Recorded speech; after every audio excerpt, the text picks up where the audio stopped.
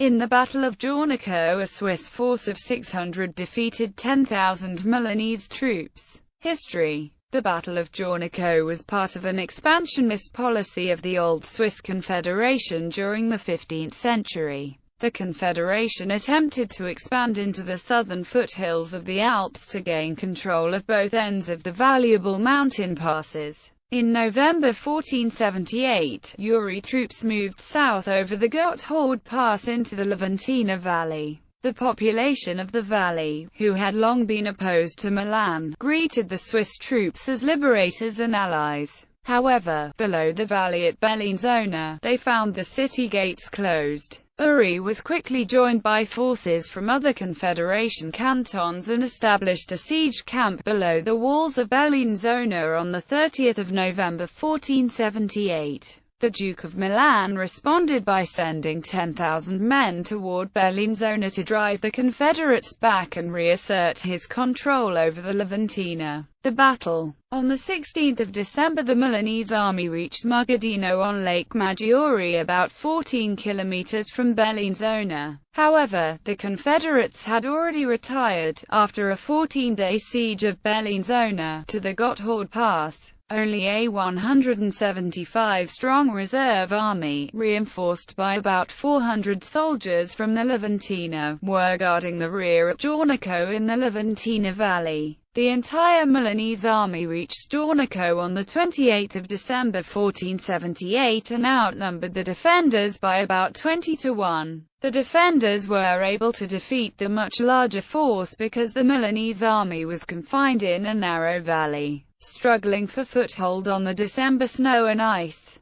The Swiss ambushed the army from above, creating confusion by rolling large boulders down the hillside. They reportedly also wore crampons for better foothold. Against this attack, the Milanese army was helpless regardless of their superior number, and they were forced to flee, leaving an estimated 1,400 dead. Aftermath. Following this decisive defeat, the Duke of Milan withdrew from the Leventina, leaving it under Uri's control. To consolidate his power in Bellinzona, the Duke of Milan built the small Sasso Corbaro castle. 9 years later, the Swiss and the Milanese met again, in 1487, at the Battle of Cravola.